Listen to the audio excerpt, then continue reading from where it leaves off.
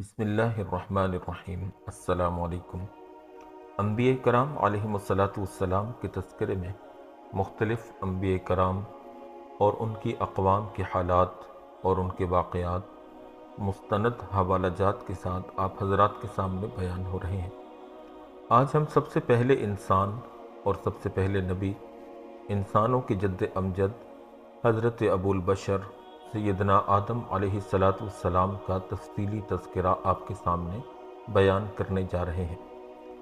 مشیت خداوندی جب اس کی متقاضی ہوئی کہ زمین میں کسی کو اپنا خلیفہ اور نائب بنایا جائے تو اللہ تعالیٰ نے اس کا اظہار اپنی برگزیدہ مخلوق فرشتوں کے سامنے کیا۔ اس اظہار سے فرشتے یہ سمجھے کہ ہم اللہ کی فرما بردار مخلوق ہیں، ہم سے بڑھ کر اس اعزاز خلافت کا مستحق کون ہو سکتا ہے، اس لیے یہ منصب ہمیں ہی عطا ہو۔ مگر بعد میں فرشتوں کو معلوم ہو گیا کہ ہمارے علاوہ اللہ تعالیٰ اپنی ایک اور مخلوق یعنی انسان کو پیدا فرما کر ان میں سے کسی کو خلیفہ مقرر کریں گے۔ خلافت کے اس عہدہ کا امیدوار شیطان بھی تھا، جو اس وقت بڑا عبادت گزار، متقی اور پرہیزگار تھا۔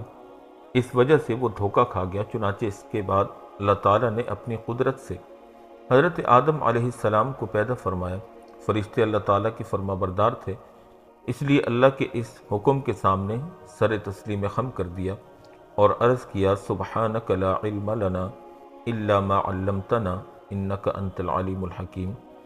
اس کے بعد اللہ نے بار خلافت اٹھانے کے لیے حضرت آدم علیہ السلام کو اس وقت کی ضروری اشیاء کے ناموں کا علم القاء فرما دیا اور فرشتوں کے سامنے آپ کے اس کمال کا اظہار فرمایا اور آدم علیہ السلام کو حکم فرمایا، یا آدم انبئہم باسمائہم، اے آدم انہیں ان چیزوں کے نام بتاؤ۔ حضرت آدم علیہ السلام نے تمام نام فوراً بتا دیے۔ اس کے بعد اللہ تعالیٰ نے فرشتوں کو حکم دیا، اسجدوا لآدم، تم آدم کو سجدہ کرو۔ چنانچہ تمام فرشتے بغیر کسی چوں چرا کے حکم خداوندی کرتے ہوئے سر بسجود ہو گئے، مگر ابلیس نے ایک تو اس وجہ سے کہ مجھے خلافت نہیں ملی، دوسرے تکبر کی وجہ سے اس حکم پر عمل نہیں کیا، جس کی پاداش میں ہمیشہ ہمیشہ کے لیے راندہ درگاہ بن گیا۔ اپنے اس خسران کی وجہ سے حضرت آدم علیہ السلام کا دشمن بنا اور آپ کو بہکانے کے ایسے طریقے سوچنے لگا جس کی وجہ سے حضرت آدم علیہ السلام بھی اس کی طرح عتاب خداوندی کا شکار ہو جائیں، حتیٰ کہ آپ کو پھسلانے میں کامیاب ہو گیا۔ آپ علیہ السلام شیطان کی چکنی چپڑی باتوں اور قسموں سے دھوکے میں آ گئے اور جس درخت کے قریب جانے سے آپ کو منع کیا گیا تھا اس سے کھا لیا۔ اس کا نتیجہ یہ ہوا کہ آپ سے جنت کا لباس اتروا لیا گیا اور حکم ہوا کہ تم اور حضرت حوا جنت سے نکل کر زمین پر جاؤ۔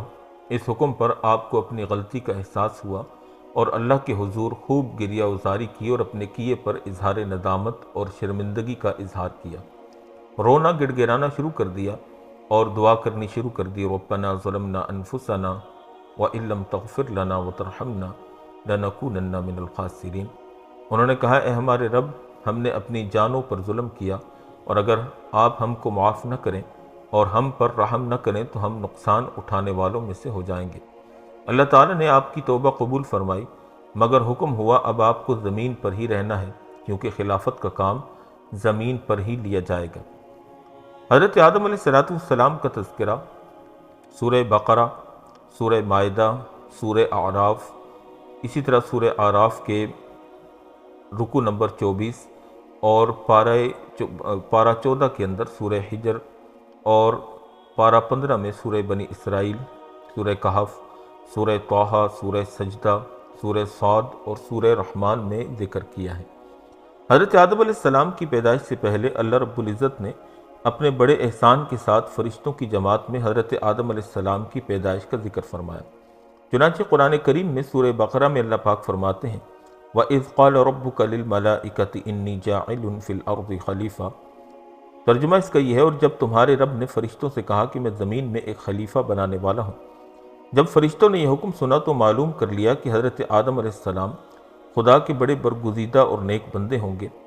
پہلے تو اس وجہ سے کہ ان کی پیدائش سے پہلے ہی منادی کر دی گئی، دوسرا یہ کہ وہ خدا کے نائب ہو کر زمین میں حکومت کرے گا۔ مگر جب فرشتوں کو یہ بھی معلوم ہوا کہ اس کا خمیرہ اور مادہ ایسے اجسام مختلف الطباع سے ہوگا کہ جن کو قوت شہویہ اور غضبیہ یعنی شہوت اور غصہ بھی لازم ہے کہ جس سے خواہ مخواہ بدکاری وغیرہ فسادات ظہور میں آئیں گے۔ پھر نہایت عاجزی اور انکساری سے سوال کیا کہ الہی پھر ایسے کو خلیفہ بنانے کی کیا حکمت ہے؟ رہی تیری تسبیح و تقدیس یعنی تعریف اور عبادت تو اس کے لیے ہم ملائکہ موجود ہیں جن میں نہ قوت غضبیہ ہے اور نہ ہی قوت شہویہ۔ اللہ رب العزت نے سورہ بقرہ میں فرمایا أَتَجْعَلُ فِيهَا مَن يُفْسِدُ فِيهَا وَيَسْفِكُ الدِّمَاءَ وَنَحْنُ نُسَبِّحُ بِحَمْدِكَ وَنُقَدِّسُ لَكَ قَالَ إِنِّي أَعْلَمُ مَا لَا تَعْلَمُونَ۔ کیا آپ زمین میں ایسے لوگوں کو بساؤ گے جو اس میں فساد مچائیں گے اور خون بہائیں گے، اور ہم آپ کی حمد کرتے ہیں اور آپ کی پاکی بیان کرتے ہیں؟ اللہ نے کہا میں جانتا ہوں جو تم نہیں جانتے۔ خلیفہ کا یہ مطلب ہے کہ یکے بعد دیگرے تمام انبیاء کرام خلیفہ رہیں گے۔ فرشتوں نے اتجعلوا اعتراض اور حسد کے طور پر نہ کہا، ایک تو پہلے جنات کے حالات دیکھ کر کہا تھا جس کا ذکر عنقریب آنے والا ہے، ہم آپ کے سامنے بیان کریں گے۔ اور لوگوں میں سب ہی تو نیک نہیں ہوتے بلکہ مساوی بھی ہوتے ہیں، اور فرشتے نوری مخلوق ہیں، ان میں حسد بخل وغیرہ کا تو مادہ نہیں ہوتا۔ باقی ہر مخلوق خون بہانے والی اور فسادی ہوتی ہے، اس لیے فرشتوں نے اتجعلوا کہا تھا، لیکن اللہ رب العزت نے فرمایا کہ باوجود فسادوں کے بھی جو مصلحتیں ہیں وہ میں ہی جانتا ہوں، تمہارا علم وہاں تک نہیں پہنچ سکتا۔ میں جانتا ہوں کہ ان میں انبیاء اور صدیق اور شہداء، عابد و زاہد اور اولیاء اور نیکوکار، ابرار اور مقربان بارگاہ الہی ہوں گے، علماء، صلحاء، متقین اور پرہیزگار بھی ہوں گے۔ حضرت عبداللہ بن عباس رضی اللہ تعالی عنہما فرماتے ہیں کہ پہلے زمین پر جنات کئی ہزار سال حکومت کرتے رہے، سب زمین پر یہ قابض تھے، حیوانات نباتات سے نفع اٹھاتے اور آسمان پر آتے جاتے تھے۔ پھر جنہوں نے فساد مچایا، خون ریزی شروع کی، پھر اللہ رب العزت نے آسمان دنیا کے فرشتوں کو حکم دیا کہ جنوں کو زمین سے دور کرو تاکہ ان کی آلودگی سے زمین پاک ہو جائے۔ پھر فرشتوں نے خدا کے حکم کے موافق جنوں کو مار کر پہاڑوں، جنگلوں اور جزیروں میں پہنچا دیا۔ یہ روایت تفسیر عزیزی کے اندر حضرت شاہ عبدالعزیز محدث دہلوی رحمہ اللہ نے نقل کی ہے۔ ابلیس بھی انہی میں سے تھا، اس کا نام عزازیل تھا، اور علم اور عبادت کے سبب سے جنوں سے ممتاز اور الگ تھا، اور فرشتوں میں رہتا تھا، اور وہ بھی فرشتوں کی ہمراہ آسمان پر گیا اور عذر بنایا کہ میں اور میری اولاد ان فسادوں میں شریک نہ تھے۔ اللہ تعالیٰ نے اس کو فرشتوں کی سفارش کے سبب مارنے سے اور نکالنے سے محفوظ رکھا۔ پھر شیطان کو یہ طمع ہوا کہ سب جنوں کو مار کر نکالا گیا ہے بغیر میرے، اب میں ان کی جگہ قابض اور متصرف رہوں گا۔ پھر عبادت میں اور زیادہ کوشش کرنی شروع کر دی۔ جب آسمان کی طرف سے دنیا کے فرشتوں کو کوئی حکم پہنچتا تو لعین فرشتوں سے بھی پہلے اس کام کو پہنچتا اور فرشتوں کے ساتھ اس کام کو سر انجام دیتا۔ پھر آسمان میں اس کی قدر و منزلت اور زیادہ ہو گئی، اور اپنے دل میں اس بات کا امیدوار ہو گیا کہ اب دنیا کی خلافت مجھے ملے گی۔ جب خدا کا حکم فرشتوں کو پہنچا انی جاعل فی الارض خلیفہ، اس وقت شیطان نے جانا کہ یہ قدر و منزلت خدا مجھے نہ دے گا۔ سب بندگی اور عبادت ریاکاری کی تھی، اس لیے اس کے دل میں حسد اور جوش پیدا ہو گیا۔ جنات حضرت آدم علیہ السلام کی پیدائش سے کئی ہزار سال پہلے زمین پر آباد تھے۔ چنانچہ سورہ حجر میں اللہ پاک فرماتے ہیں وَلَقَدْ خَلَقْنَا الْإِنسَانَ مِنْ صَلْصَالٍ مِّنْ حَمَإٍ مَّسْنُونٍ وَالْجَانَّ خَلَقْنَاهُ مِنْ قَبْلُ مِنْ نَارِ السَّمُومِ، یقیناً ہم نے انسان کو کالی اور سڑی ہوئی کھنکھناتی ہوئی مٹی سے پیدا کیا ہے، اور اس سے پہلے جنات کو ہم نے آگ کی لپٹ سے پیدا کیا۔ ابلیس عبادت کی وجہ سے جنات سے جدا ہو کر فرشتوں میں رہتا تھا، جیسا کہ ہم پیچھے آپ کے سامنے بیان کر چکے ہیں۔ اللہ رب العزت نے جب آدم علیہ السلام کو پیدا کرنا چاہا تو حضرت جبریل علیہ السلام کو فرمایا کہ روئے زمین سے ہر رنگ کی مٹی، سفید، سرخ، سیاہ، شور و شیریں، نرم و سخت میں سے ایک مشت خاک اٹھا کر لاؤ کہ میں ایک مخلوق پیدا کرتا ہوں۔ جب حضرت جبریل زمین کے پاس گئے اور چاہا کہ ایک مشت خاک اٹھائے تو زمین نے پوچھا کس لیے؟ اتنی مٹی کام کرتا ہے مجھ سے؟ حضرت جبریل نے جواب دیا کہ اللہ تعالیٰ اس سے ایک مخلوق پیدا کریں گے جو زمین پر رہے گی، اور ان میں نیک و بد بھی ہوں گے، عقاب اور ثواب ان کے لیے ہوگا۔ پھر زمین نے عرض کیا کہ میں اللہ تعالیٰ کی عزت کی پناہ پکڑتی ہوں کہ تم مجھ سے مٹی نہ اٹھا، کیونکہ کچھ لوگ نافرمانی کی وجہ سے جہنم میں جلیں گے۔ حضرت جبریل علیہ السلام زمین کی فریاد سن کر واپس چلے گئے۔ اور عرض کیا کہ الہی زمین تیری عزت کی پناہ چاہتی ہے، میں تیرے نام کی عزت سے مٹی نہ اٹھا سکا۔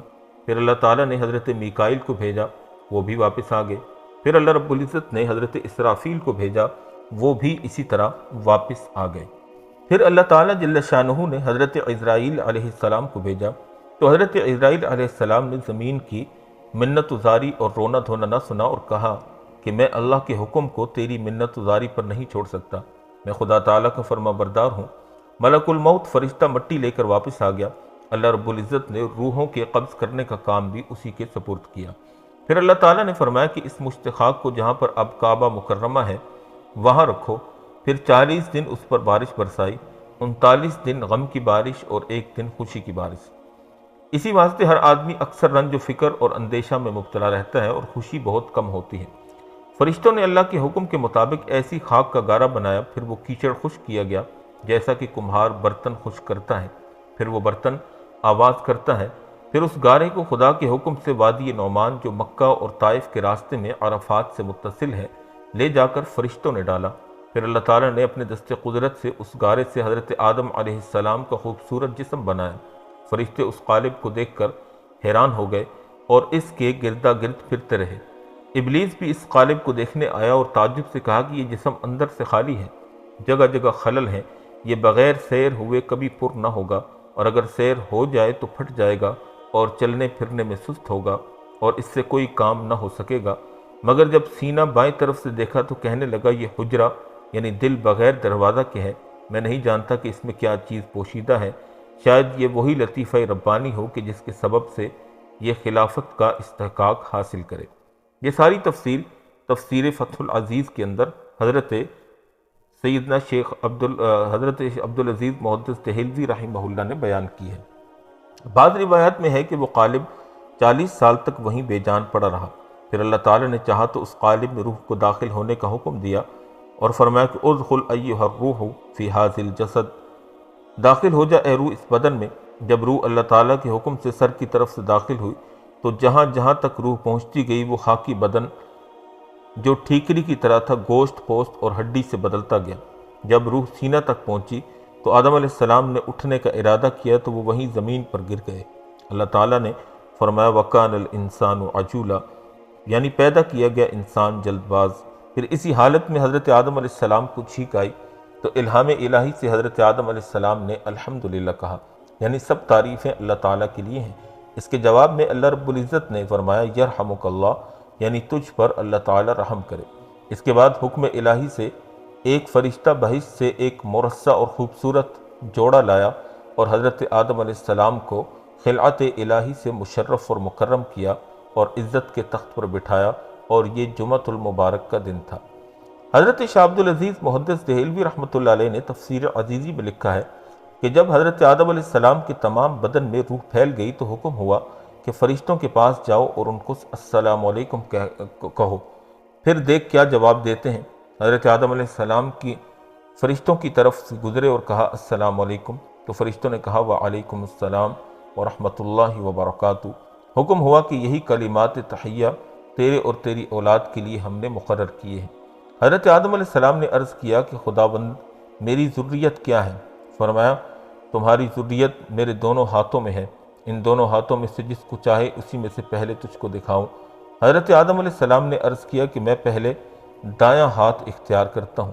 اللہ رب العزت نے اپنا قدرتی دایاں ہاتھ حضرت آدم علیہ السلام کی پشت پر پھیرا تو ان کی پشت سے جس قدر نیک بخت لوگ قیامت تک پیدا ہوں گے ان کی صورتیں حضرت آدم علیہ السلام کو دکھائی گئی۔ پھر دوسرا ہاتھ آدم علیہ السلام کی پشت پر پھیرا تو بدبختوں کو نکالا اور آدم علیہ السلام کو دکھلائے گئے۔ حضرت آدم علیہ السلام نے اپنی اولاد کی صورتیں دیکھیں، ان میں بڑا فرق نظر آیا، خوبصورت اور بدصورت، تونگر اور مفلس، لمبے اور چھوٹے قد والے، اندھے، لولے وغیرہ۔ پھر اللہ تعالیٰ نے ان سے عہد لیا۔ حضرت عبداللہ بن عباس جو کہ روایت امام احمد اور سنن نسائی اور حاکم نے نقل کی ہے، وہ کہتے ہیں کہ یہ عہد اور اقرار جب آدم علیہ السلام کو جنت سے زمین پر اتارا گیا اس وقت لیا گیا، اور یہ مقام اقرار وادی نعمان ہے جو میدان عرفات کے نام سے مشہور ہے۔ اس میں دونوں اقوال ہیں، یعنی عالم آخرت میں یہ اقرار لیا گیا اور ابن عباس کی روایت کے مطابق یہ دنیا کے اندر لیا گیا حقیقت حال اللہ تعالیٰ ہی جانتا ہے۔ اللہ جل شانہ نے سب نیک اور بد لوگوں کی روحوں کو حضرت آدم علیہ السلام کی پشت سے نکال کر وادی نعمان میں عہد و پیمان لیا۔ ارشاد فرمایا کہ بتاؤ کیا میں تمہارا رب نہیں؟ سب روحیں کہنے لگی کیوں نہیں، تو ضرور ہمارا رب ہے، جیسا کہ قرآن کریم میں اللہ رب العالمین نے سورہ اعراف میں فرمایا وَإِذْ أَخَذَ رَبُّكَ مِن بَنِي آدَمَ مِن ظُهُورِهِمْ ذُرِّيَّتَهُمْ وَأَشْهَدَهُمْ عَلَىٰ أَنفُسِهِمْ أَلَسْتُ بِرَبِّكُمْ قَالُوا بَلَىٰ شَهِدْنَا أَن تَقُولُوا يَوْمَ الْقِيَامَةِ إِنَّا كُنَّا عَنْ هَٰذَا غَافِلِينَ۔ اور جب آپ کے رب نے آدم کی اولاد پیٹھوں سے ان کی اولاد کو نکالا اور ان کو گواہ ٹھہرایا خود کے اوپر، کیا میں تمہارا رب نہیں ہوں؟ انہوں نے کہا کہ ہاں، کیوں نہیں، ہم اقرار کرتے ہیں۔ یہ اس لیے ہوا کہ کہیں تم قیامت کے دن کہنے لگو کہ ہم کو تو اس کی خبر بھی نہ ہو۔ اللہ رب العزت نے حضرت آدم علیہ السلام کی اولاد کو ان کی پشت سے روز اول میں باہر نکالا اور انہوں نے اپنے نفوس جانوں پر خود گواہی دے دی کہ اللہ ہمارا رب ہے۔ حضرت ضحاک رحمہ اللہ نے فرمایا کہ روز اول میں جب اللہ نے صلب آدم یعنی پیٹھ آدم کو چھوا تو اس سے وہ روحیں نکل پڑیں جو قیامت تک نسل آدم سے ہونے والی ہیں۔ پھر ان سے وعدہ لیا گیا کہ عبادت صرف اللہ کی کریں گے اور کسی کو شریک نہ بنائیں گے۔ جب تک یہ اہل میثاق پیدا ہوتے جائیں گے قیامت نہ آئے گی۔ حضور نبی کریم صلی اللہ علیہ وسلم نے فرمایا کہ جب اللہ رب العزت نے حضرت آدم علیہ السلام کی ذریت نکالی تو اس طرح نکالی جیسے کنگھی کرنے سے بال کنگھی کے اندر ہو جاتے ہیں۔ اس میثاق میں فرشتے بھی گواہ تھے۔ حضرت عمر رضی اللہ تعالی عنہ سے مروی ہے کہ نبی کریم صلی اللہ علیہ وسلم نے فرمایا کہ اللہ تعالیٰ جل شانہ نے حضرت آدم علیہ السلام کو پیدا کر کے ان کی پیٹھ پر جب ہاتھ پھیرا تو ذریت نکلنا شروع ہو گئی، تو فرمایا کہ فلاں فلاں تو جنتی ہے کیونکہ اہل جنت ہی کا سا عمل کریں گے، اور یہ جہنمی ہے کیونکہ اہل جہنم کا سا عمل کریں گے۔ کسی نے دریافت کیا یا رسول اللہ، جب وہاں طے ہو چکا ہے تو پھر عمل کرنے کی کیا ضرورت ہے؟ فرمایا کہ اللہ کا وہی بندہ جنت کے لیے پیدا کیا گیا ہے جس کے عمل جنتیوں کے ہوں گے، اور دوزخی وہی ہیں جو دوزخیوں کے کام کرنے والے ہیں، اور اسی عمل پر قبل از توبہ دم نکل جائے۔ نبی کریم صلی اللہ علیہ وسلم نے فرمایا کہ جب روحیں صلب آدم سے ظاہر ہوں تو ہر انسان کے ماتھے پر ایک روشنی چمک رہی تھی۔ تمام ذریت کو حضرت آدم علیہ السلام کے سامنے پیش کیا۔ حضرت آدم علیہ السلام نے دریافت کیا کہ اے رب، یہ کون ہے؟ فرمایا یہ تمہاری اولاد ہیں۔ ایک شخص کے چہرے پر بہت زیادہ روشنی تھی۔ حضرت آدم علیہ السلام نے دریافت کیا یا رب العالمین، یہ کون ہے؟ فرمایا یہ داؤد ہیں۔ حضرت آدم علیہ السلام نے دریافت کیا ان کی عمر کیا ہے؟ فرمایا 60 سال۔ آدم علیہ السلام نے کہا کہ اے رب، میں نے اپنی عمر سے 40 سال اس کو دے دیے۔ جب آدم علیہ السلام کی عمر مکمل ہوئی اور ملک الموت فرشتہ آیا تو آدم علیہ السلام نے کہا کہ ابھی تو میری عمر سے 40 سال باقی ہیں۔ جواب دیا یہ 40 سال آپ نے اپنے بیٹے داؤد کو نہیں دیے تھے؟ حضرت آدم علیہ السلام نے انکار کر دیا۔ یہی انکار کی عادت ان کی نسل میں پڑ گئی، کیونکہ حضرت آدم علیہ السلام بھول گئے تھے۔ یہ بھول چوک اب بھی اولاد آدم میں موجود ہے۔ حضرت آدم علیہ السلام نے اپنی ذریت دیکھی، اس میں بیمار، جذامی، برس والے، اندھے وغیرہ سب تھے۔ انبیاء علیہ السلام سراپے نور تھے۔ میثاق کے عہد پر آسمان اور زمین بھی گواہ ہوئے تاکہ قیامت کے دن کچھ عذر نہ ہو۔ حضرت آدم علیہ السلام نے اپنی ذریت میں غنی، فقیر، خوبصورت اور بدصورت سب دیکھے۔ یہ ساری تفصیل تفسیر ابن کثیر رحمہ اللہ سے آپ کے سامنے نقل کی گئی۔ میثاق کے وعدے پر قول و اقرار اور گواہی کو پروردگار عالم نے حجر اسود میں امانت کر کے رکھ دیا۔ چنانچہ حضرت سیدنا علی رضی اللہ تعالی عنہ سے روایت ہے کہ جو کوئی حج کرے گا حجر اسود اس کی گواہی دے گا۔ حضرت آدم علیہ السلام نے جب اپنی اولاد دیکھی تو عرض کیا اے رب، یہ دنیا میں کس طرح سمائیں گے؟ اللہ رب العزت نے فرمایا کہ کسی کو زمین میں رکھوں گا یعنی مر جائیں گے، اور کسی کو ماؤں کے پیٹوں میں اور کسی کو باپوں کی پشتوں میں رکھوں گا۔ امام مالک، امام ابو داؤد، امام ترمذی اور امام احمد رحمۃ اللہ تعالی علیہم نے بروایت مسلم بن یسار رحمۃ اللہ علیہ نقل کیا ہے کہ کچھ لوگوں نے حضرت عمر رضی اللہ تعالی عنہ سے آیت وَإِذْ أَخَذَ رَبُّكَ کا مطلب پوچھا تو حضرت عمر نے فرمایا کہ رسول اللہ صلی اللہ علیہ وسلم سے میں نے سنا ہے کہ اللہ جل شانہ نے حضرت آدم علیہ السلام کو پیدا فرمایا، پھر اپنا دست قدرت ان کی پشت پر پھیرا تو ان کی پشت سے جو نیک انسان پیدا ہونے والے تھے وہ نکل آئے، تو فرمایا کہ ان کو میں نے جنت کے لیے پیدا کیا اور یہ جنت ہی کے کام کریں گے۔ پھر دوسری مرتبہ ان کی پشت پر اپنا دست قدرت پھیرا تو جتنے گناہگار بد کردار انسان ان کی نسل سے پیدا ہونے والے تھے ان کو نکالا اور فرمایا کہ ان کو میں نے دوزخ کے لیے پیدا کیا ہے اور یہ دوزخ میں لے جانے والے ہی اعمال کریں گے۔ حضرت امام احمد بن حنبل رحمۃ اللہ علیہ کی روایت میں یہ بھی منقول ہے کہ پہلی مرتبہ جو لوگ حضرت آدم علیہ السلام کی پشت سے نکلے وہ سفید رنگ کے تھے، اور دوسری مرتبہ میں جو نکلے وہ سیاہ رنگ کے تھے جن کو اہل جہنم قرار دیا گیا۔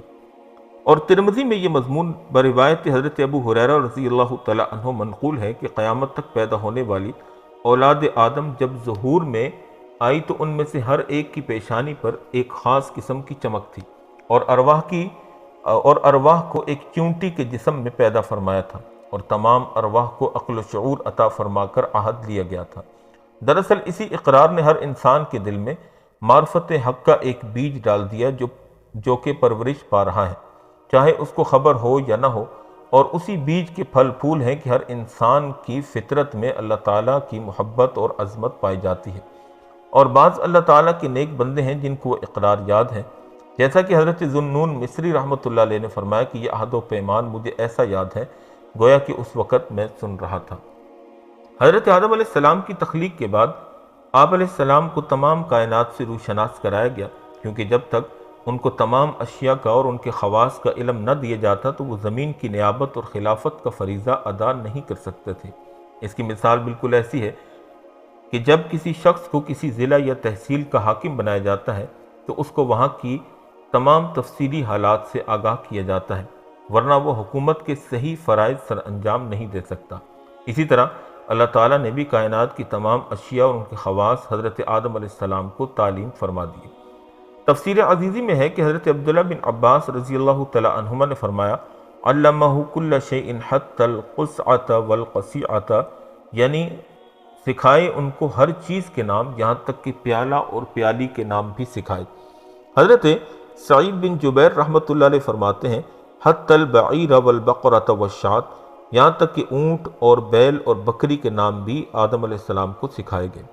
قرآن کریم میں اللہ پاک فرماتے ہیں وَعَلَّمَ آدَمَ الْأَسْمَاءَ كُلَّهَا ثُمَّ عَرَضَهُمْ عَلَى الْمَلَائِكَةِ فَقَالَ أَنْبِئُونِي بِأَسْمَاءِ هَؤُلَاءِ إِن كُنتُمْ صَادِقِينَ، اور اللہ نے سکھا دیے آدم کو سارے نام، پھر ان کو فرشتوں کے سامنے پیش کیا اور کہا کہ اگر تم سچے ہو تو مجھے ان چیزوں کے نام بتاؤ۔ اللہ تعالیٰ نے اس کے بعد وہ چیزیں فرشتوں کو دکھلا کر ان سے ان کے نام دریافت کیے تو انہوں نے اپنے عاجز ہونے کا اعتراف کر لیا، کیونکہ وہ اس خدمت کے اہل نہیں تھے، نہ وہ بشری ضروریات سے واقف تھے، نہ ان کو اس قسم کی چیزیں بتائی گئی تھیں، اس لیے ان کو سوائے لا علم لنا کہنے کے کوئی چارہ کار نہیں تھا، جیسا کہ سبحانک لا علم لنا کے اندر آپ کے سامنے بیان ہو چکا ہے۔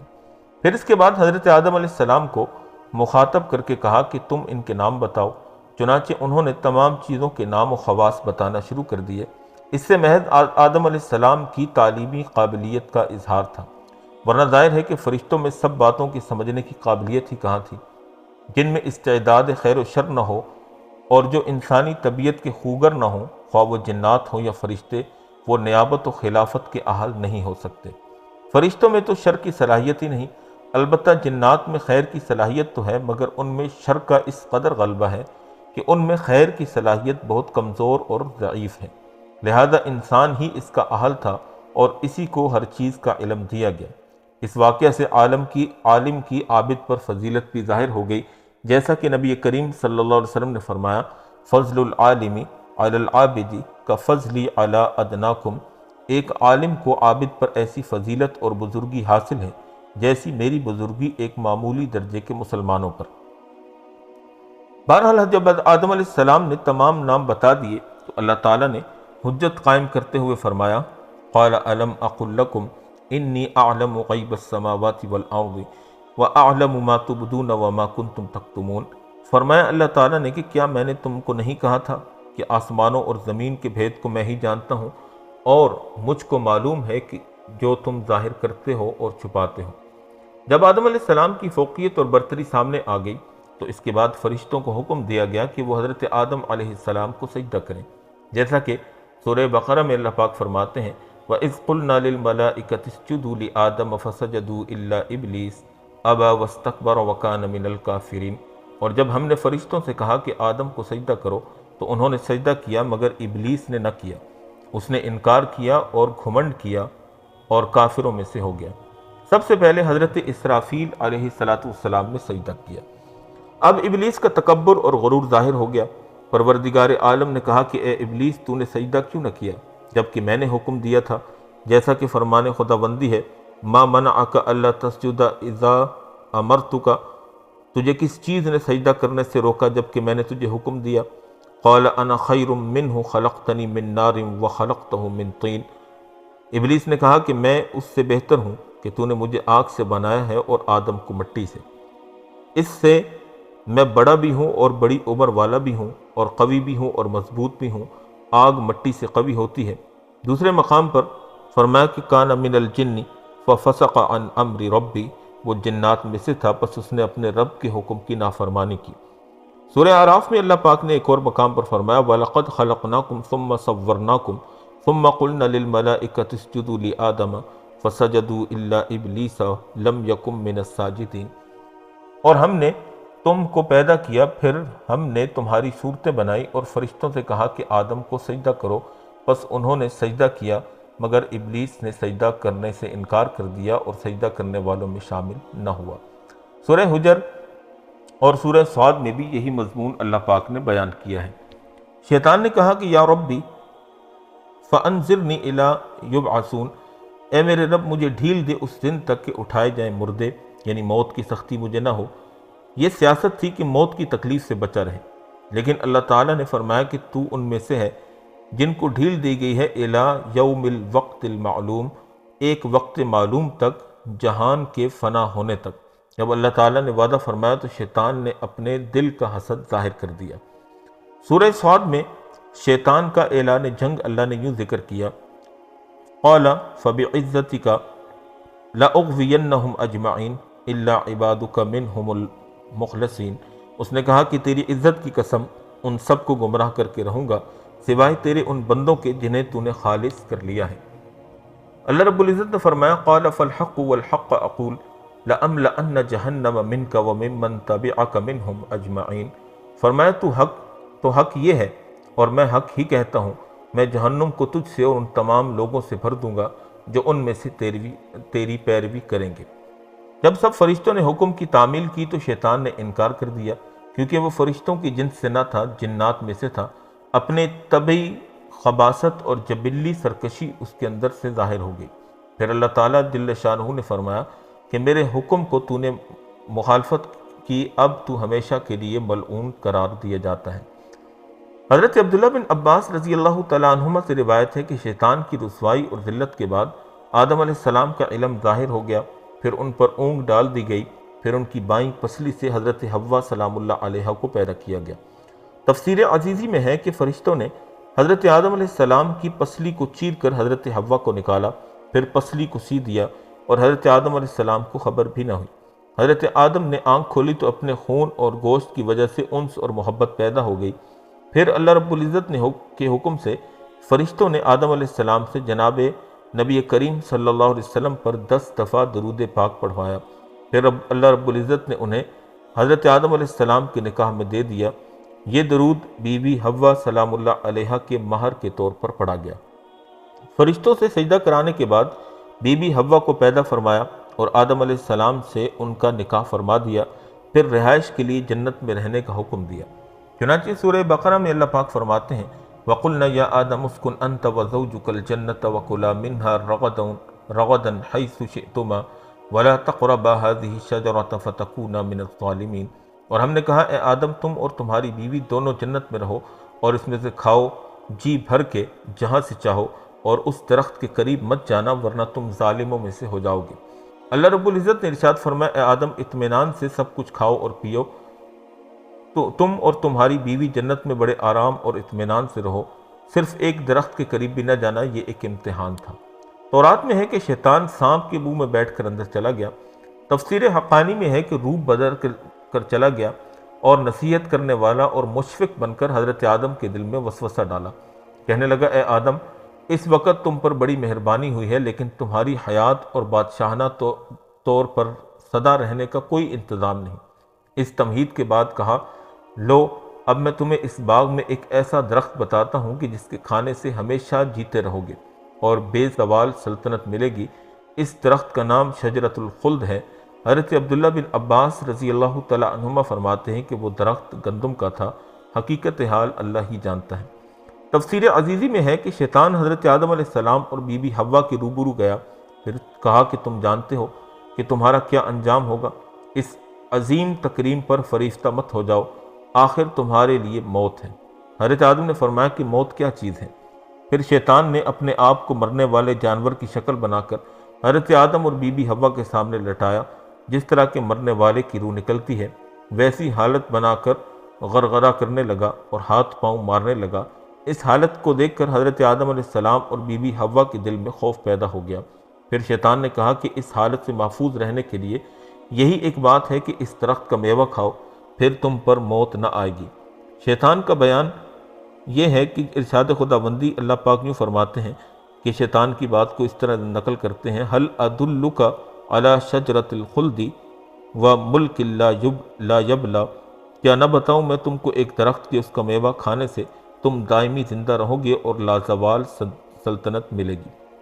شیطان ان کی خوشی اور آرام دیکھ کر حسد میں مبتلا ہوا اور مکاری اور فریب سے کام لینا شروع کیا تاکہ جو نعمتیں ان کو حاصل ہیں وہ ان سے محروم ہو جائیں۔ پھر شیطان نے حضرت آدم علیہ السلام اور بی بی حوا سے کہا کہ تمہارے رب نے تمہیں اس درخت سے اس لیے منع کیا ہے کہ اگر تم اس کا میوہ کھاؤ گے تو تم دونوں فرشتے بن جاؤ گے یا تم دائمی طور پر جنت میں رہنے والے بن جاؤ گے، جیسا کہ اللہ رب العالمین نے سورہ اعراف میں فرمایا الا ان تکون ملکین او تکون من الخالدین، اس لیے روکا ہے کہ کہیں تم دونوں فرشتے نہ بن جاؤ یا تم کو ہمیشہ کی زندگی حاصل ہو جائے۔ حضرت آدم نے پھر بھی درخت کا میوہ کھانے سے انکار کر دیا۔ پھر شیطان نے قسم کھائی میں تمہارا خیر خواہ ہوں، جیسا کہ سورہ اعراف میں اللہ پاک فرماتے ہیں وَقَاسَمَهُمَا إِنِّي لَكُمَا لَمِنَ النَّاصِحِينَ فَدَلَّاهُمَا بِغُرُورٍ، اور اس نے قسم کھا کر کہا کہ میں تم دونوں کا خیر خواہ ہوں، بس مائل کر لیا ان کو دھوکے سے۔ فریب کے ساتھ قسم کھائی تو حضرت آدم علیہ السلام نے خدا کی قسم پر یقین کر لیا اور میوہ چکھ لیا، جیسا کہ اللہ پاک سورہ اعراف میں فرماتے ہیں فَلَمَّا ذَاقَا الشَّجَرَةَ بَدَتْ لَهُمَا سَوْآتُهُمَا، پھر جب دونوں نے درخت کا پھل چکھا تو ان کی شرمگاہیں ان پر کھل گئیں۔ پہلے تو نوری لباس پہنا ہوا تھا، ایک دوسرے کے بدن نظر نہ آتے تھے، جب کپڑے اتر گئے تو پھر ایک دوسرے کے سامنے بے پردہ ہو گئے۔ ابن عساکر رحمہ اللہ مجاہد رحمہ اللہ سے روایت کرتے ہیں کہ جب آدم علیہ السلام کو نکالنے کا حکم ہوا تو خدا کے حکم سے حضرت جبریل اور میکائیل علیہ السلام آئے اور آدم علیہ السلام کے سر مبارک سے تاج کو اتارا، کمر بند کمر سے کھولا اور برہنہ کر دیا اور عربی زبان موقوف کر کے سریانی زبان جاری کر دی۔ توبہ قبول ہونے کے بعد عربی زبان میں پھر سے باتیں کرنے لگے۔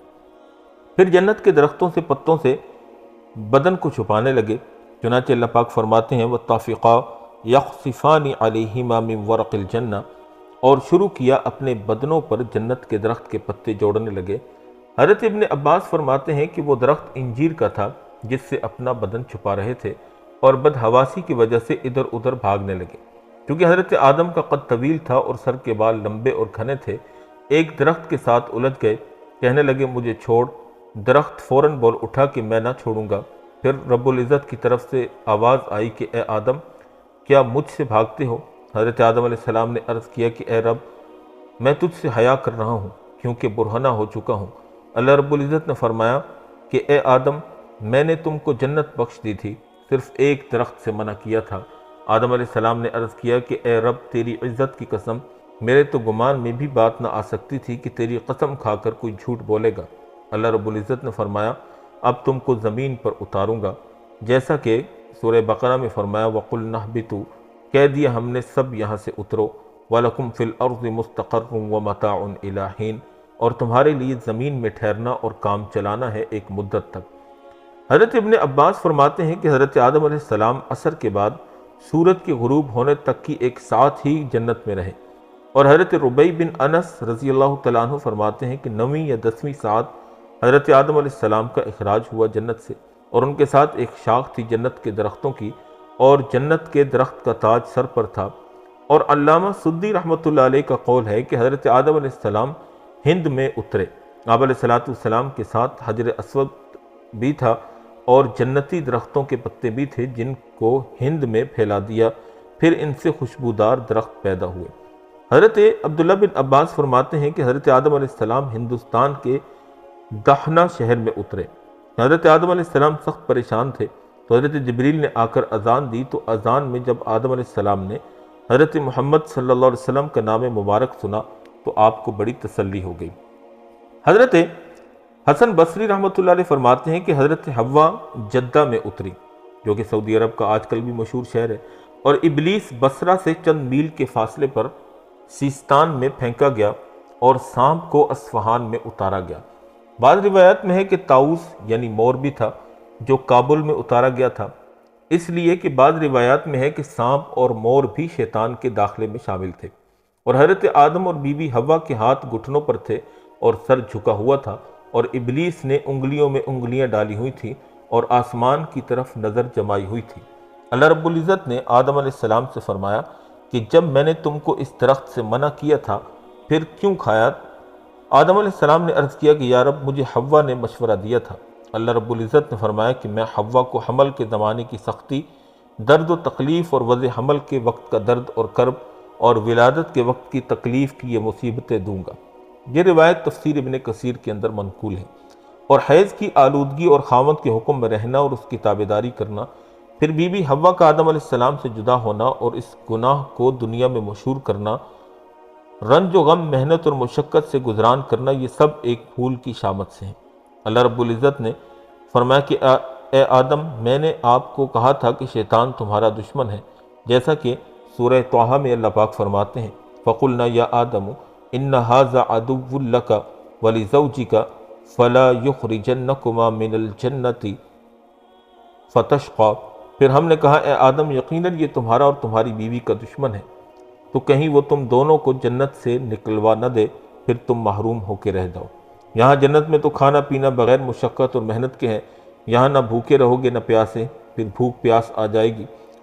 رسول اللہ صلی اللہ علیہ وسلم نے ارشاد فرمایا کہ آدم علیہ السلام گندمی رنگ کے تھے اور لمبے بالوں والے اور بڑے قد و قامت والے تھے اور زیادہ بالوں والے تھے، اس لیے درختوں سے بال الجھ گئے۔ ابن عساکر نے حضرت ابن عباس سے روایت کی ہے کہ جنت سے نکلنے کے بعد آدم علیہ السلام نے اس قدر گریہ ازاری یعنی رونا دھونا کیا کہ تمام بنی آدم اور حضرت داؤد علیہ السلام کا گریہ بھی ایک ساتھ کریں پھر بھی آدم علیہ السلام کا زیادہ ہی ہوگا۔ امام بیہقی رحمہ اللہ نے شعب الایمان میں حضرت بریدہ سے مرفوعاً روایت کی ہے کہ اگر برابر کیے جائیں آنسو حضرت آدم علیہ السلام کے ساتھ تمام اولاد کے، تو حضرت آدم علیہ السلام کے آنسو زیادہ ہوں گے۔ حضرت آدم علیہ السلام نے دنیا میں آ کر سب سے پہلے بہی کا میوہ کھایا تو پیٹ میں درد ہوا، پھر نہایت حیران ادھر ادھر پھرنے لگے اور معلوم نہ تھا کہ یہ تکلیف کیسے دور ہوگی، تو جبریل علیہ السلام آئے اور قضاء حاجت کا طریقہ بتایا۔ جب آپ کو براز میں بدبو محسوس ہوئی تو پھر اور زیادہ گریہ ازاری شروع کی کہ 70 دن تک روتے رہے، کیونکہ جنت میں منہ کی خوشبو سے میوے ہضم ہو جاتے تھے۔ اس حدیث کو ارزقی رحمۃ اللہ علیہ نے تاریخ مکہ میں اور جندی نے فضائل مکہ میں اور بہیقی نے کتاب الدعوات میں حضرت بریدہ اسلمی رضی اللہ تعالی عنہ سے متعدد اسناد سے روایت کیا ہے، اور امام عبد الحمید رحمہ اللہ نے بواسطہ ضحاک حضرت ابن عباس سے روایت نقل کی ہے کہ حضرت آدم علیہ السلام 200 سال اپنی توبہ کے فکر و غم میں رہے اور گریہ ازاری کرتے رہے۔ ایک دن کف دست اپنی پیشانی پر رکھ کر اور سر زانوں پر رکھ کر رو رہے تھے کہ حضرت جبریل تشریف لائے۔ حضرت آدم علیہ السلام کی گریہ ازاری دیکھ کر وہ بھی رونے لگے۔ حضرت آدم علیہ السلام نے عرض کیا کہ اس قدر کیوں رو رہے ہو؟ حضرت آدم نے کہا کہ آسمان بلندی سے مجھے زمین کی پستی میں ڈال دیا گیا ہے اور دار مقامہ سے دار زوال پر گرایا گیا ہے، اور نعمتوں سے گھر کے نکال کر رنج اور غم میں اتار دیا گیا ہے، اور مقام جاوید سے فنا کے مقام میں لایا گیا ہے۔ حضرت جبریل نے خدا کے دربار میں آدم علیہ السلام کی فریاد پہنچائی۔ اللہ رب العزت نے فرمایا میری رحمت میرے غضب پر غالب ہے، تیری آواز میں نے سنی اور تیری گریہ ازاری پر رحم کیا اور تیری تقصیر سے درگزر کیا۔ بعض روایات میں ہے کہ حضرت آدم علیہ السلام کو زمین پر اتارا گیا تو 40 دن تک رنج و غم میں نہ کھایا نہ پیا، 300 سال مسلسل روتے رہے۔ گریہ ازاری و گناہ کے رنج و غم سے حضرت آدم علیہ السلام کا رنگ مبارک سیاہ ہو گیا، تو اللہ رب العزت نے یہ کلمات سکھائے، ربنا ظلمنا انفسنا وَإِن لَّمْ تَغْفِرْ لَنَا وَتَرْحَمْنَا لَنَكُونَنَّ مِنَ الْخَاسِرِينَ۔ اے ہمارے رب، ہم نے اپنی جانوں پر ظلم کیا، اور اگر آپ ہم کو معاف نہ کریں گے اور ہم پر رحم نہ کریں گے تو ہم نقصان اٹھانے والوں میں سے ہو جائیں گے۔ طبرانی، حاکم اور بہیقی رحمۃ اللہ علیہم نے حضرت امیر المومنین عمر بن خطاب سے روایت نقل کی ہے کہ نبی کریم صلی اللہ علیہ وسلم نے ارشاد فرمایا کہ حضرت آدم علیہ السلام سے جب لغزش ہوئی، پھر عتاب الہی نازل ہوا، توبہ قبول ہونے میں حیران تھے کہ اتنے میں انہیں یاد آیا کہ جس وقت خدا نے ان کو پیدا کیا تو اس وقت انہوں نے اپنا سر عرش عظیم کی طرف اٹھایا تھا، تو وہاں لکھا تھا لا الہ الا اللہ محمد الرسول اللہ، اور یہ سمجھ لیا تھا کہ حضرت محمد کوئی بڑے آدمی اور اونچے درجے کے شخص ہیں، اس لیے ان کا نام خدا نے اپنے نام کے ساتھ لکھا ہے۔ پھر عرض کیا اسألک بحق محمد ان تغفر لی، یعنی اے الہی مجھے محمد صلی اللہ علیہ وسلم کے لحاظ سے بخش دے، تو اللہ تعالیٰ نے فرمایا کہ میں نے محمد صلی اللہ علیہ وسلم کے لحاظ سے بخش دیا۔ پھر فرمایا تجھے کیسے معلوم ہوا؟ حضرت آدم نے عرض کیا کہ میں نے پیدا ہونے کے بعد عرش عظیم پر تیرے نام کے ساتھ یہ نام دیکھا تھا، اور اللہ رب العزت نے فرمایا کہ محمد تمہاری اولاد میں آخری نبی ہوں گے۔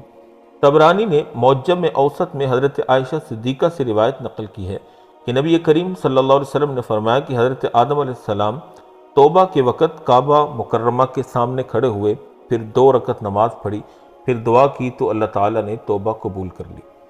توبہ قبول ہونے پر آدم علیہ السلام عرفات میں آئے اور بی بی حوا بھی جدہ سے عرفات پہنچ گئیں۔ دونوں کی توبہ قبول ہوئی۔ گناہ کی وجہ سے رنج و غم، آہوزاری کی وجہ سے رنگ سیاہ ہو گئے تھے، ایک دوسرے کو پہچان نہ سکے۔ حضرت جبریل علیہ السلام نے تعارف کرایا، اسی لیے میدان عرفات کا نام عرفات مشہور ہو گیا۔ آدم علیہ السلام بحکم الہی زمین پر اترے تو آپ پر وحشت طاری ہو گئی۔ آپ نے اللہ تعالیٰ سے شکایت کی، چنانچہ اللہ رب العزت نے آپ کا دل بہلانے کے لیے بیت المعمور کو زمین پر نازل کیا۔ یہ جنت میں یاقوت کا بنا ہوا تھا اور اس میں سبز زبرجد کے 2 دروازے لگے ہوئے تھے، جس میں سے ایک مشرق کی طرف اور دوسرا مغرب کی طرف تھا۔ اللہ تعالیٰ نے آدم علیہ السلام سے فرمایا کہ میں نے تیرے لیے بیت المعمور کو اتار دیا ہے، اب تو اس کا اسی طرح طواف کر جس طرح آسمان پر میرے عرش کا کیا کرتا تھا، اور اس کے پاس اسی طرح نماز بھی پڑھ کہ جس طرح میرے عرش کے قریب پڑھا کرتا تھا۔ چنانچہ حضرت آدم اللہ تعالیٰ کا حکم سن کر ہندوستان سے مکہ کی طرف پیدل چل دیے۔ آپ کو مکہ کا راستہ بتانے کے لیے اللہ نے ایک فرشتہ مقرر فرما دیا۔ مکہ معظمہ پہنچ کر آپ نے مناسک حج ادا فرمائے، اور جب حج سے فارغ ہوئے تو ملائکہ نے آپ سے ملاقات کی اور کہا اے آدم، اللہ تعالیٰ آپ کو جزائے خیر عطا فرمائے، ہم نے آپ سے 2000 سال قبل اس گھر کا طواف کیا ہے۔ یہ ساری تفسیر علامہ کمال الدین الدمیری رحمہ اللہ نے حیات الحیوان میں نقل کی ہے۔ اس کے بعد اللہ تعالیٰ نے حجر اسود نازل فرمایا۔ اس وقت یہ دودھ کی مانند سفید اور چمکدار تھا، مگر زمانے جاہلیت میں حیض والی عورتوں کے چھونے سے سیاہ ہو گیا۔ بعض روایات میں ہے کہ حضرت آدم علیہ السلام نے ہندوستان سے مکہ جا کر 40 مرتبہ حج کیا۔ بیت المعمور طوفان نوح علیہ السلام تک زمین پر رہا، پھر اللہ تعالیٰ نے اس کو چوتھے آسمان پر اٹھا لیا اور حجر اسود کو حضرت جبریل کے ذریعے جبل ابو قبیس میں رکھوا دیا تاکہ طوفان کی زد میں نہ آئے۔ حضرت ابراہیم علیہ السلام کے زمانہ تک بیت اللہ کی جگہ خالی رہی۔ طوفان کے بعد جب آپ کا زمانہ آیا اور حضرت اسماعیل علیہ السلام پیدا ہو چکے تو اللہ نے حضرت ابراہیم علیہ السلام کو خانہ کعبہ کی تعمیر کا حکم دیا۔ آپ علیہ السلام نے اللہ کے حضور عرض کیا کہ مجھے اس کی جگہ بتا دی جائے، لہذا اللہ تعالیٰ نے خواب کے ذریعے سے آپ کو وہ جگہ بتا دی یا وحی کے ذریعے سے بتا دی۔ بیت المعمور بیت اللہ کی سیدھ میں چوتھے آسمان پر یاقوت اور زمرد کی بنی ہوئی ایک عمارت ہے جو فرشتوں کا قبلہ ہے۔ بے شمار فرشتے ہر آن میں اس کے ارد گرد طواف کرتے ہیں اور عرش و کرسی سے ہر آن انوار اور برکات کی بارش ہوتی رہتی ہے۔ بیت المعمور اور بیت اللہ عرش و کرسی کے نیچے بالکل سیدھ میں واقع ہیں۔ توبہ کی قبولیت کے بعد حضرت آدم علیہ السلام نے دعا کی کہ الہی ابلیس اور میرے درمیان عداوت پکی ہو چکی ہے، تو میری اور میری اولاد کی اعانت فرما، ہم میں تو اس سے مقابلے کی قدرت نہیں۔ اللہ تعالیٰ نے فرمایا کہ تیری اولاد جب پیدا ہو جائے گی اس کے ساتھ ایک فرشتہ اپنے فرشتوں سے مقرر کریں گے تاکہ اس کو وسوسہ دشمن سے منع کرے۔ حضرت آدم نے عرض کیا کہ یا خدایا اس سے زیادہ اعانت چاہتا ہوں۔ فرمایا کہ توبہ کا دروازہ تیری اولاد کے لیے کھلا رکھیں گے، جب تک روح بدن میں ہوگی توبہ مقبول ہوگی، حضرت آدم علیہ السلام نے عرض کیا کہ اب مجھے کافی ہے۔ پھر حضرت جبریل نے پکارا، اے زمین، زمین کے جانوروں، حق تعالی شانہ نے تم پر ایک خلیفہ بھیجا ہے، اس کی اطاعت اور فرما برداری کرو۔ دریا کے جانوروں نے اپنے اپنے سر دریا سے نکالے اور خشکی کے جانور آ کر حضرت آدم کے ارد گرد جمع ہو گئے۔ حضرت آدم علیہ السلام نے ان کے سروں اور پیٹھوں پر ہاتھ پھیرا تو وہ گھروں میں رہنے والے پالتو بن گئے، جیسے گائے، بکری، گھوڑا، اونٹ، بیل، کتا، بلی وغیرہ، اور جو آپ کے ہاتھ پھیرنے سے محروم رہ گئے وہ وحشی ہو گئے جو جنگلات میں رہتے ہیں۔ یہ ساری تفصیل تفسیر عزیزی سے منقول ہے۔ گریہ وزاری کی وجہ سے آدم علیہ السلام کا رنگ مبارک سیاہ ہو چکا تھا۔ توبہ قبول ہونے کے بعد اللہ رب العزت نے حکم دیا کہ چاند کی 13ویں کا روزہ رکھیں۔ جب 13ویں کا روزہ رکھا تو تیسرا حصہ بدن کا سفید ہو گیا، پھر 14ویں کا روزہ رکھا تو 2 حصے بدن صحیح ہو گیا، اور پھر 15ویں کا روزہ رکھا تو سارا بدن درست ہو گیا۔ پھر ہر مہینے میں یہ 3 روزے ان پر اور ان کی اولاد پر فرض فرما دیے گئے، اور حضرت نوح علیہ السلام کے زمانے تک یہی روزے فرض رہے۔ اب مستحب ہیں، ہمارے نبی علیہ السلام بھی رکھا کرتے تھے لیکن نفل کے درجے میں۔ رمضان اور ہر ماہ میں 3 روزے رکھنا دل کے کھوٹ اور وساوس کو دور کرتا ہے۔ علامہ دیلمی رحمۃ اللہ علیہ نے مسند فردوس میں بروایت حضرت انس نبی علیہ السلام کا ارشاد نقل کیا ہے کہ اول من خاک آدم، یعنی سب سے پہلے بننے کا کام آدم علیہ السلام نے کیا۔ اور حاکم رحمۃ اللہ علیہ نے حضرت ابن عباس سے روایت کی ہے، اور ابن عساکر نے یوں کہا کہ آدم حارثن، یعنی آدم علیہ السلام کاشتکاری کیا کرتے تھے، اور حضرت نوح علیہ السلام بڑھئی یعنی لکڑی کا کام کرتے تھے، اور حضرت ادریس درزی کا کام کرتے، اور حضرت ہود اور حضرت صالح تجارت کیا کرتے، اور حضرت ابراہیم اور لوط زراعت کا کام کرتے، اور حضرت سلیمان خواص تھے یعنی درختوں کے پتوں سے کچھ چیزیں بناتے۔ باوجود اتنی بڑی بادشاہی کے ہر ماہ میں 9 روزے رکھتے تھے، 3 روزے چاند کی شروع میں، 3 درمیان میں اور 3 آخر میں۔ باوجود اپنے زہد و تقویٰ کے پھر بھی جسمانی طاقت خدا نے اتنی دی تھی کہ 700 کنیزیں اور 100 منکوحہ بیویاں گھر میں موجود تھیں۔ حضرت عیسیٰ علیہ السلام سیاح تھے اور فرماتے تھے کہ جس نے مجھے چاشت کا کھانا کھلایا وہ شام کو بھی کھلائے گا۔ باوجود اتنے سفر کے تمام رات عبادت کرتے اور دن کو روزہ رکھتے، اور نبی کریم صلی اللہ علیہ وسلم بچپن میں بکریاں چرایا کرتے تھے، اور جوانی میں آپ علیہ السلام نے تجارت کا پیشہ اختیار کیا۔ غرض یہ کہ ہر پیغمبر نے اپنے ہاتھ کی کمائی کھائی ہے، اور آدم علیہ السلام بارش کا پانی پیتے تھے۔ ابن ابی شیبہ نے کعب احبار سے روایت کی ہے کہ روپیہ اشرفی حضرت آدم نے بنایا اور سونا چاندی کی قیمتوں میں رواج دیا۔ حضرت آدم کے ساتھ جنت سے حجر اسود بھی آیا تھا۔ جب حضرت موسیٰ علیہ السلام نے حج کیا تو حجر اسود کو پہاڑ ابو قبیس پر رکھا تو حجر اسود اندھیری راتوں میں چاند کی طرح چمکتا تھا۔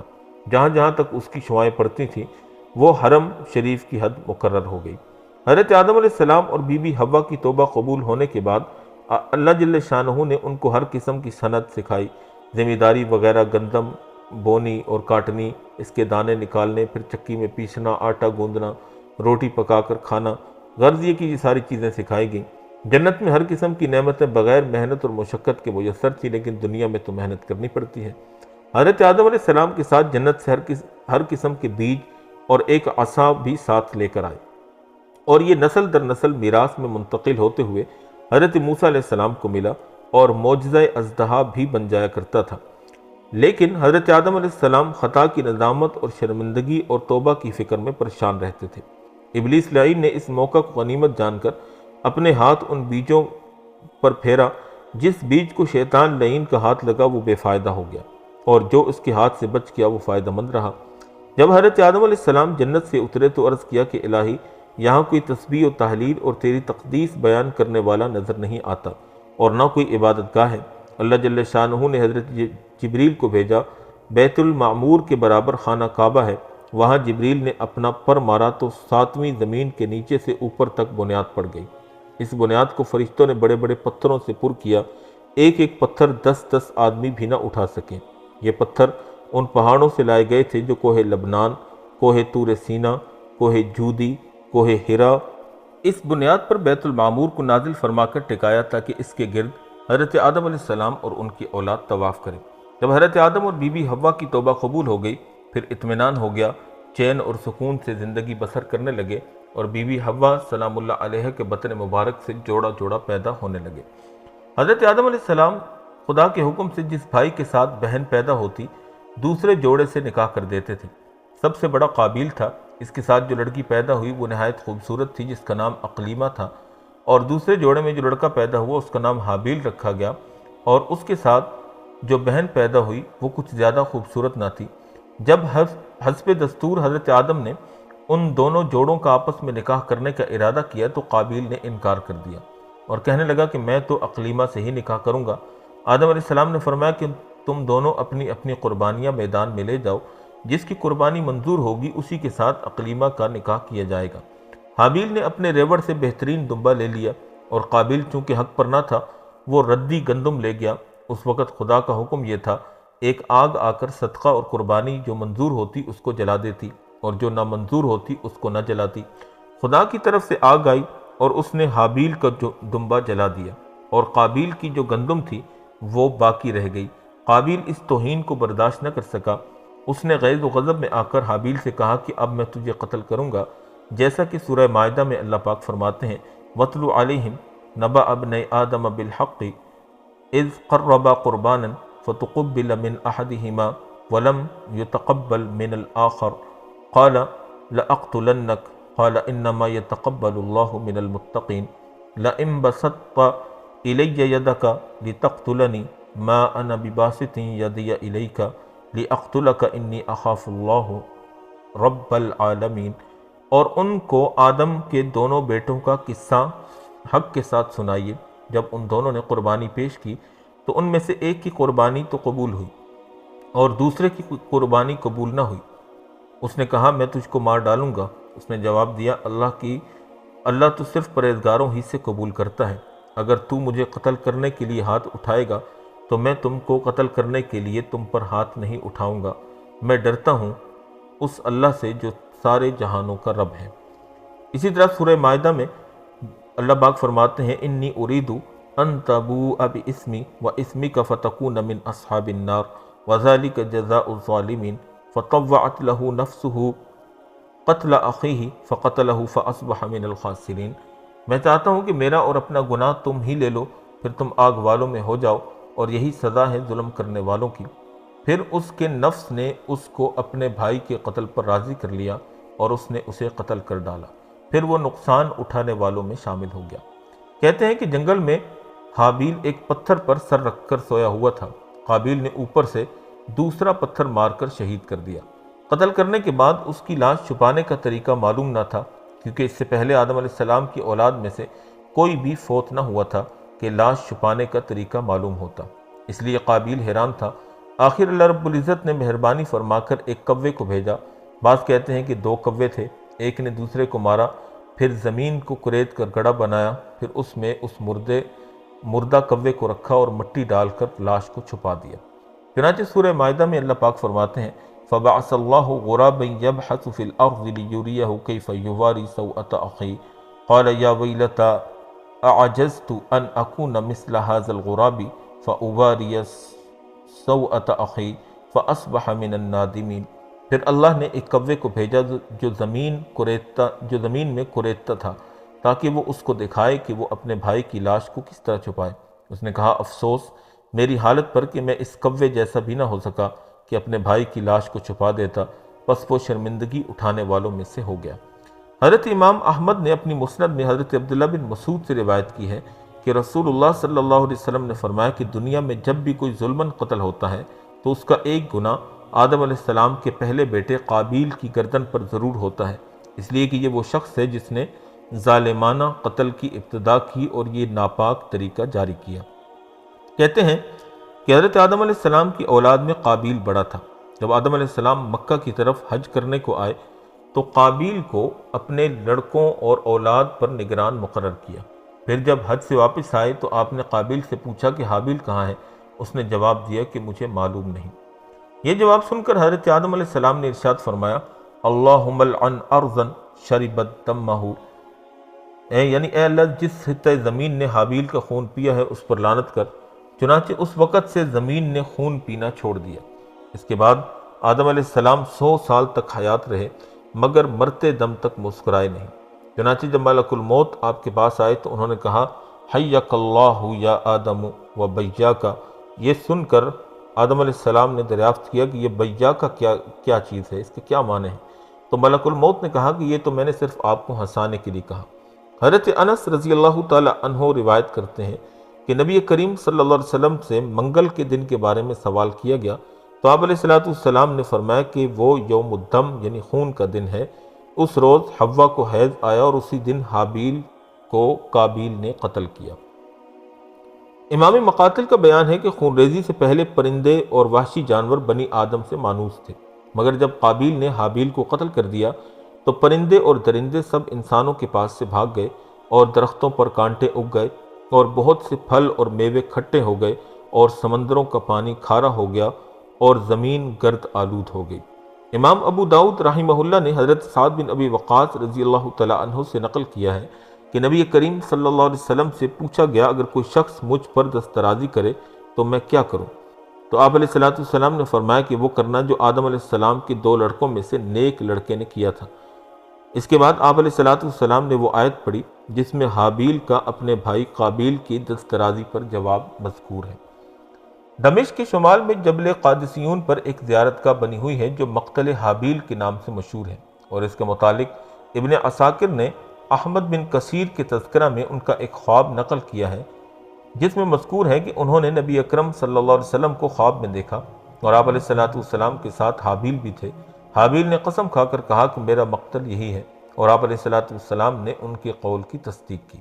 حضرت ابن عباس نے فرمایا کہ حضرت آدم کے 40 بچے تھے، جوڑا جوڑا، جن میں حابیل، قابیل، صالح، عبد الرحمن اور حضرت شیث تھے۔ حضرت شیث علیہ السلام کو حضرت آدم علیہ السلام نے اپنی زندگی میں خلیفہ بنایا تھا۔ حضرت آدم کی عمر 1000 سال تھی۔ روز اول میں حضرت داؤد علیہ السلام کو دیکھا اور ان کی طرف دل مائل ہوا تو عرض کیا کہ خدایا یہ کون ہے؟ اللہ رب العزت نے فرمایا یہ تیری اولاد میں سے داؤد ہیں۔ عرض کیا ان کی کتنی عمر ہے؟ فرمایا 60 سال۔ عرض کیا خدایا میری عمر سے 40 سال اس کو دے دیں۔ موت کے وقت آدم علیہ السلام نے بھول کر انکار کر دیا، لیکن اس وقت فرشتوں نے تحریر کر لیا تھا، اسی پر فیصلہ ہوا اور 960 برس کی عمر پوری کی۔ یہ ساری تفسیر ابن کثیر سے آپ کے سامنے بیان کی۔ ابن سعد اور حاکم اور دوسرے محدثین نے حضرت ابی بن کعب رضی اللہ تعالی عنہ سے اور انہوں نے نبی کریم صلی اللہ علیہ وسلم سے روایت کی ہے کہ جس وقت حضرت آدم علیہ السلام کی وفات کا وقت قریب آیا تو آپ علیہ السلام کو بہشت کے میووں کی خواہش ہوئی اور خود بسبب کمزوری کی حرکت نہ کر سکتے تھے۔ آپ نے اپنے بیٹوں سے فرمایا کہ تم خانہ کعبہ کو جاؤ، وہاں میرے لیے خدا سے جنت کے میوے مانگو، کیونکہ اس وقت جو کوئی حاجت مانگتا کعبہ میں جا کر دعا کرتا وہاں دعا ضرور قبول ہوتی تھی۔ جب آدم علیہ السلام کے بیٹے گھر سے روانہ ہوئے تو حضرت جبریل بمائے فرشتوں کے نازل ہوئے تو حضرت آدم کے بیٹوں سے دریافت کیا تو انہوں نے آدم علیہ السلام کی خواہش کا اظہار کیا۔ حضرت جبریل اور دیگر فرشتوں نے کہا کہ ہمارے ساتھ واپس آ جاؤ، ہم خود تمہارا مطلب لائے ہیں۔ جب فرشتے حضرت آدم کے قریب پہنچے، حضرت حوا نے موت کا فرشتہ دیکھا تو ڈر گئیں اور آدم علیہ السلام کے قریب ہونے لگی۔ حضرت آدم علیہ السلام نے ان کو روکا کہ میرے اور میرے رب کے درمیان حائل نہ ہو۔ حضرت عزرائیل نے حضرت آدم علیہ السلام کی روح مبارک قبض کی تو حضرت آدم کے بیٹوں سے کہا کہ تم دیکھو جو طریقہ ہم کرتے ہیں پھر اپنے مردوں کے ساتھ ایسا ہی کرنا۔ فرشتوں نے آدم علیہ السلام کے واسطے خوشبو مرکب کی، خوشبوؤں میں سے جنت کی بیریوں سے پتے لائے اور آدم علیہ السلام کو غسل دیا اور حنوط مل کر بہشت کا کفن پہنایا، اور چونکہ ان کے اترنے کی جگہ ہندوستان تھی جس کو دہنا کہتے ہیں، وہاں سے ان کی اولاد میں سے 150 آدمی حضرت آدم علیہ السلام کو باری باری اٹھاتے ہوئے فرشتوں کے ہمراہ گئے اور خانہ کعبہ میں پہنچا دیا۔ حضرت آدم علیہ السلام پر حضرت جبریل علیہ السلام نے امام بن کر نماز جنازہ پڑھی اور 4 تکبیریں کہیں۔ مینا کی مسجد خیف میں دفن کیے گئے اور آپ علیہ السلام کی قبر مبارک بغلی بنائی گئی تھی اور قبلہ کی طرف سے آپ علیہ السلام کو قبر میں اتارا گیا تھا، اور آپ علیہ السلام کی قبر مبارک اوپر سے اونٹ کی کوہان کی شکل پر بنائی گئی۔ ابو شیخ نے مجاہد رحمہ اللہ سے روایت کی ہے کہ آدم علیہ السلام کی کنیت دنیا میں ابو البشر ہے اور قیامت میں ابو محمد صلی اللہ علیہ وسلم ہوگی۔ قیامت میں کسی جنتی کے منہ پر داڑھی اور مونچھیں نہ ہوں گی سوائے حضرت آدم علیہ السلام کے، ان کی داڑھی ناف تک لمبی ہوگی۔ امام بہیقی رحمہ اللہ نے دلائل النبوہ میں حضرت امیر المومنین سیدنا علی رضی اللہ تعالی عنہ سے روایت کی ہے کہ رسول اللہ صلی اللہ علیہ وسلم نے فرمایا کہ اہل جنت کے لیے کنیتیں نہیں ہوں گی مگر آدم علیہ السلام کے لیے کنیت ابو محمد ہوگی، تعظیم اور توقیر کے لیے۔ حوا سلام اللہ علیہ کی قبر جدہ میں ہے اور آدم علیہ السلام کی قبر منی کی مسجد خیف میں ہے۔ یہ ساری تفصیل تفسیر فتح العزیز کے اندر حضرت شاہ عبد العزیز محدث دہلوی رحمۃ اللہ علیہ نے بیان کیا۔ امام بہقی رحمۃ اللہ علیہ نے کتاب الاسماء والصفات میں، اور امام واحدی رحمہ اللہ نے کتاب الشریعہ میں، اور امام ابو داؤد نے حضرت عمر بن خطاب رضی اللہ تعالی عنہ سے روایت کیا ہے کہ نبی کریم صلی اللہ علیہ وسلم نے فرمایا کہ حضرت موسیٰ علیہ السلام نے حضرت آدم علیہ السلام سے کہا کہ آپ وہی آدم ہیں کہ اللہ تعالیٰ نے اپنی طرف سے خاص روح آپ کے اندر ڈالی اور ہر چیز کے نام آپ کو سکھائے اور فرشتوں سے سجدہ کروایا اور جنت میں رہنے کے لیے بہترین جگہ دی۔ حضرت آدم علیہ السلام نے فرمایا کہ ہاں میں وہی آدم ہوں۔ پھر حضرت موسیٰ علیہ السلام نے کہا پھر آپ کیوں بہشت سے نکلے اور مشقت میں پڑے اور ہم کو بھی تکلیف میں ڈالا؟ حضرت آدم علیہ السلام نے فرمایا کہ تم کون ہو؟ حضرت موسیٰ علیہ السلام نے فرمایا کہ میں موسیٰ ہوں۔ حضرت آدم علیہ السلام نے کہا کہ تم وہی موسیٰ ہو کہ خدا کے ساتھ تم نے باتیں کی اور تمہیں برگزیدہ پیغمبر کہا اور مناجات کا رتبہ عطا کیا اور تورات عطا کی؟ حضرت موسیٰ علیہ السلام نے کہا کہ ہاں میں وہی موسیٰ ہوں۔ پھر آدم علیہ السلام نے فرمایا سچ کہو تورات میری پیدائش سے کتنا عرصہ پہلے لکھی گئی ہے؟ حضرت موسیٰ علیہ السلام نے فرمایا 2000 برس پہلے لکھی گئی ہے۔ پھر حضرت آدم علیہ السلام نے فرمایا کہ تورات میں یہ بات لکھی ہے کہ وَعَصَىٰ آدَمُ رَبَّهُ، یعنی حکم پورا نہ کیا آدم نے اپنے رب کا۔ حضرت موسیٰ علیہ السلام نے فرمایا بالکل موجود ہے۔ پھر آدم علیہ السلام نے فرمایا پھر مجھے کیوں ملامت کرتے ہو کہ میری پیدائش سے 2000 پہلے ہی اس کو اللہ رب العزت نے مقدر کر دیا تھا۔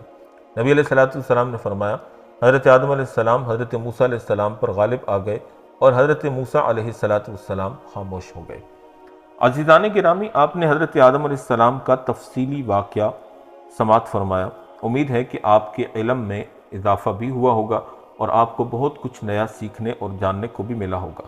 آپ نے بہت جگہوں پر آدم علیہ السلام کا واقعہ سنا ہوگا، لیکن بعض ایسی جزیات ہیں جو آپ نے شاید ہماری ویڈیو کے علاوہ کہیں اور پر نہ سنی ہو، اور ہم نے اس بات کا بھی خیال رکھا ہے کہ ہم مستند حوالوں اور اچھی بڑی کتب سے ہی استفادہ کر کے آپ کے سامنے بیان کریں۔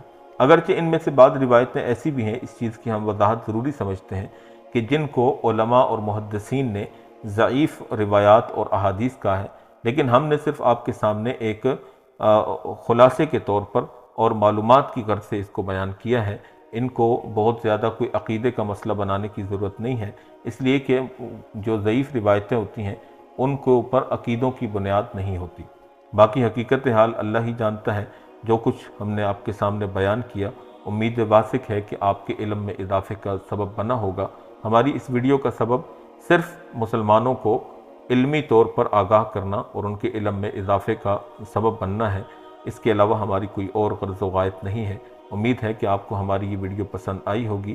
اگر آپ کو یہ پسند آئی ہو تو آپ ہمارے چینل کو سبسکرائب ضرور کر دیجئے گا اور لائک اور شیئر بھی کیجئے گا، اور کمنٹ سیکشن میں اپنے رائے کا بھی اظہار کیجئے گا کہ اس سے ہمیں بہت حوصلہ افزائی ہوتی ہے۔ اللہ پاک ہم سب کا حامی و ناصر ہو۔ وآخر دعوانا ان الحمدللہ رب العالمین۔